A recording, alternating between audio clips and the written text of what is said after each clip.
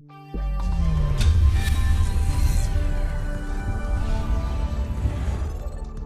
the reason I stated that is that, as I was saying before, you would want to, you would say that, hey, why don't we offer encryption to our SNMP packets, because it's clearly better, right? But in security, you don't do things just because it's better that way.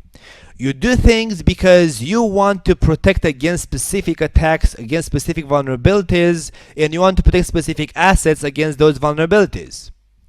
Well, if you think about it, as long as you use auth no priv and your authentication mechanism is now secure because the password is no longer sending clear text, and as long as you use a strong password, for example, then encryption is not necessarily needed if you just think about it.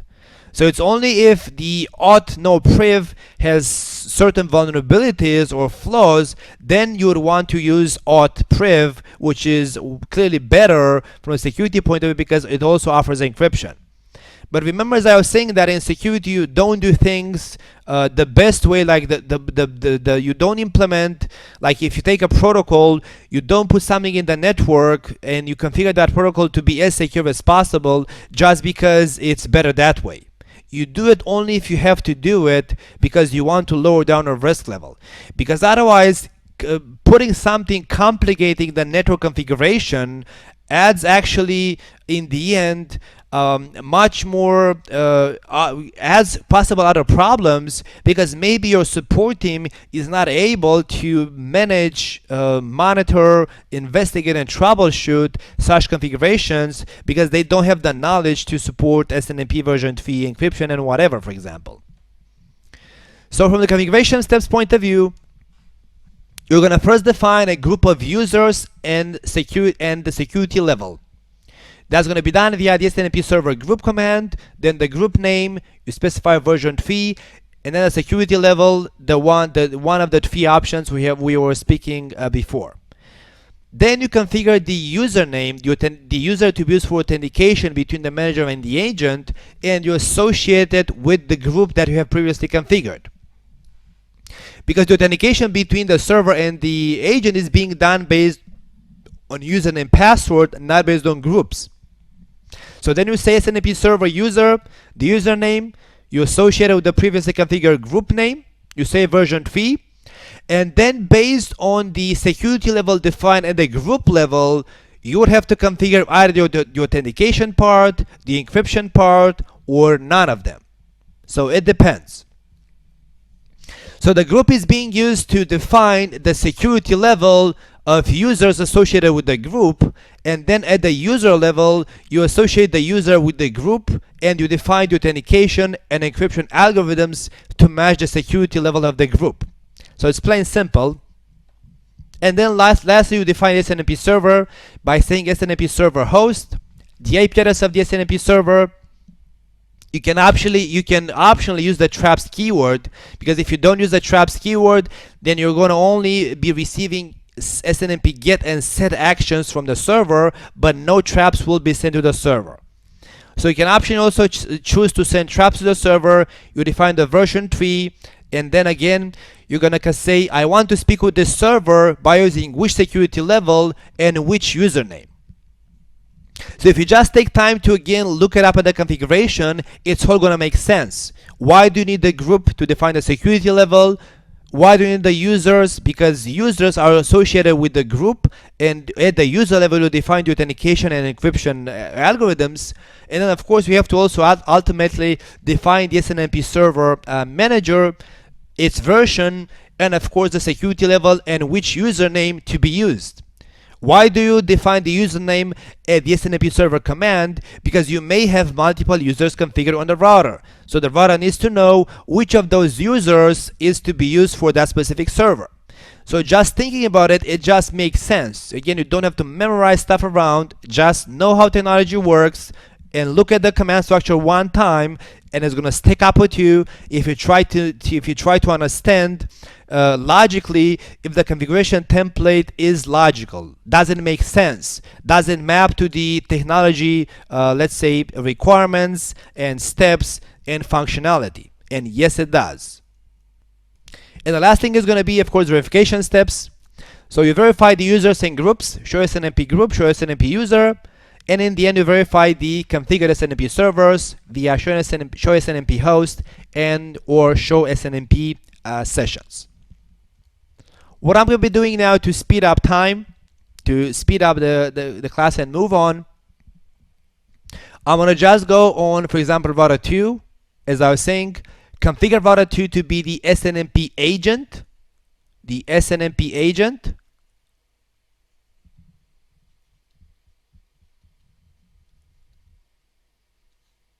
Here we go. And I'm going to consider test server A to be my SNMP manager. But actually, I'm not running any kind of manager tools on the router. I'm just going to go and configure this up in here. And then I'm going to configure some debugging of SNMP to see that router 2 actually sends traps in version 3 format towards the SNMP manager. So let's go on router 2 and configure that up. Let's make sure there are no pre-built-in SNMP commands. There shouldn't be, but just a confirmation. There we go. If you say show SNMP host, agent not enabled, because I have not defined any hosts whatsoever. But if I define the SNMP manager IP address, I gotta go ahead and define SNMP version 3, which requires group and user. So let's say SNMP server group, let's call it, let's say, what? IT group v3, and then the security level. Let's say, for example, auth. So I'm going to choose just auth, which means I'm going to provide authentication via username and password, but the password is going to be MD5 hashed and no encryption. Then I'm going to say, or let's say actually, let's say priv, not auth, for a specific use case. Let's choose priv, and then define the user, SNMP server user, let's say Christian. Group to which the user belongs to the IT group. What is going to be version 3, and then because it belongs to the IT group, and the IT group uses a security level of priv, it means that I have to configure the user Christian with both authentication and encryption parameters. So let's say version 3, authenticated, and I'm going to use, let's say, MD5, with the password for the user to be SNMP pass word, and then I'm going to also use priv, specifying the algorithm to be, let's say, triple des, and the encryption key, which is going to be SNMP encrypt. And there we go. And lastly, SNMP server host test server A 172.16.10.100, optionally send traps version 3, and configure what is the security level I want to speak with that server priv, and then what is the user I want to use to communicate with that server. And I want to use the user of Christian. It makes sense not to apply the group at the SNMP server host command, because with the server I'm going to make use of the user level defined authentication and encryption keys and algorithms, which are not defined at the group level. At the group level, I just define a security level, but not the security characteristics like what are the algorithms and the passwords to be used for authentication and encryption. So now if you say show SNMP group, there we go, I have the IT group, which uses a security model of, okay, I have not removed the previous command.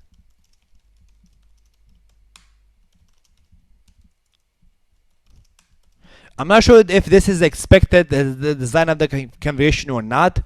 From my point of view, it doesn't make sense to have two commands, so for the same group defined with two different security methods. So from my point, it doesn't make sense. I'm not sure if this is expected behavior or not. Let's maybe move this command, which was initially configured.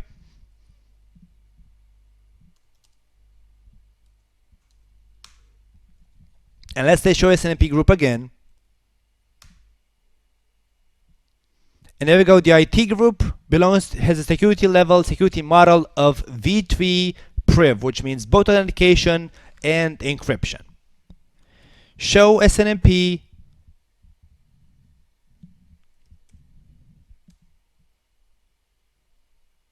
And by default, I'm not going to get into any of the details, but by default, members of this group can read but cannot write to the router. This means that the manager can use get actions but not set actions. Show SNMP user. There we go. I have a Christian user. Then you have the protocol to be protocol to be used for authentication, protocol to be used for encryption. To which group does it belong to? And what you don't see in here is the encryption and authentication key strings, which have been configured by SNMP server user command. And this is by design, is not a bug. It's meant to be hidden, so it's not visible with show commands. If you say show run, include SNMP, it's not even displayed in show run at all. So if you say show run all, include SNMP user, likewise it's not there. So once you have configured the SNMP user command, it's no longer visible in show run, it's only visible in show SNMP user. And this is by design for security reasons.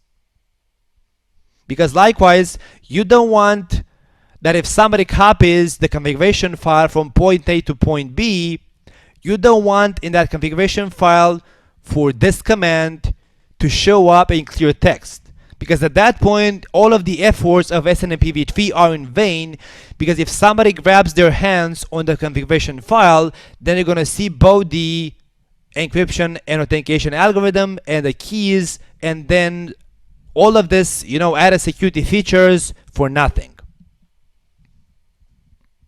And then show SNMP host, the last command.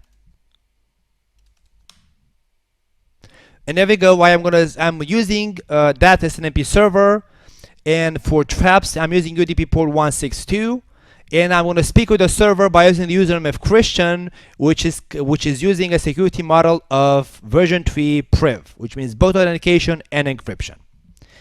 Now let's say show SNMP traps, I think. Show SNMP sessions, for example. Configure terminal. Let's say SNMP server enable traps, and let's enable traps for example, for what?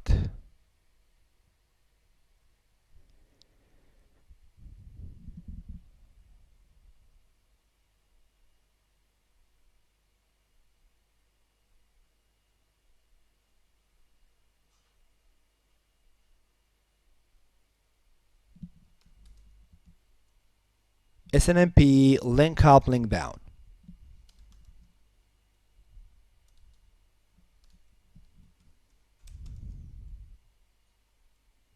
So what I want is whenever a link goes up or down, I want the router to generate an SNMP trap to its configured servers, which is test server A. Interface, let's say loopback 0.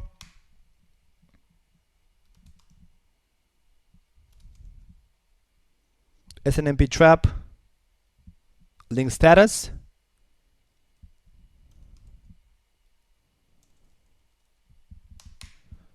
So I'm enabling at the interface level so that the link status can be intercepted by SNMP, so that whenever the link goes up or down, the router is going to send a trap to its configured server.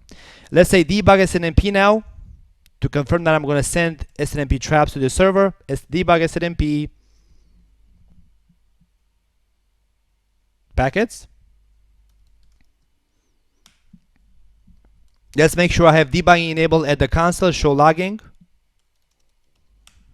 So at the console, I have disabled logging. Let's enable debugging level, conf t, logging, console debugging, and of course logging on. Let's say on debug ARP. I don't want to see any more ARP packets. Show debug, I should have only the SNMP trap being enabled. There we go. Debug SNMP packet, and pretty much that should be it. Now let's go on the loopback and shut the loopback. Shut down, and let's see what happens. There you go, the syslog message as expected, and also an SNMP trap should be likewise be triggered. It takes a bit of time for the agent to actually generate the trap towards the manager.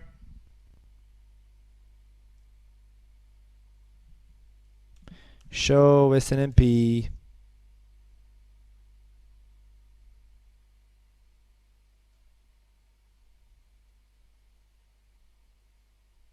Stats.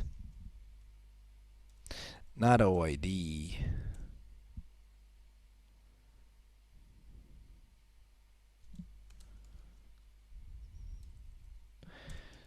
There was one more command which doesn't seem to be available in this code.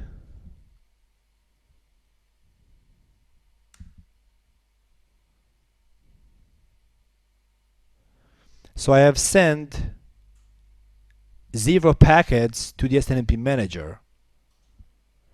Show run include SNMP.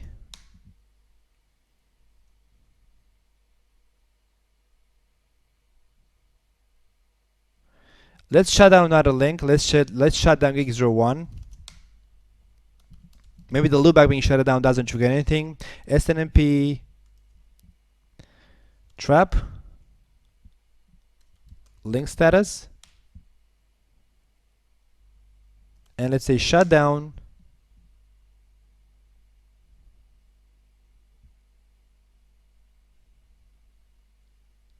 And let's say to wait for the log message to be sent to the SNMP server. Do show SNMP.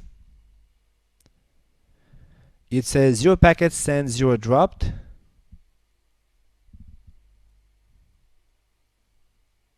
Do I have a route to that destination? There we go. It was being sent, then it was shut down. So do on debug all.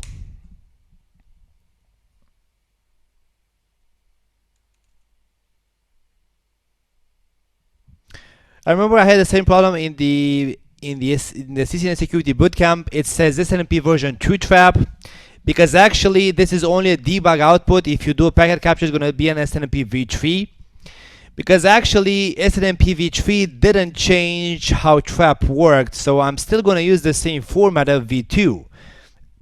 So it's only a debugged output. So the only way to confirm that's an SNMPv3 packet is by actually performing a packet capture, because we know I have configured SNMP version 3. We looked at the show commands, it was showing out to be version 3 configured, but at the debug level it says v2 trap, because v3 did not change how SNMP functionality works, like the set, get, or trap methods.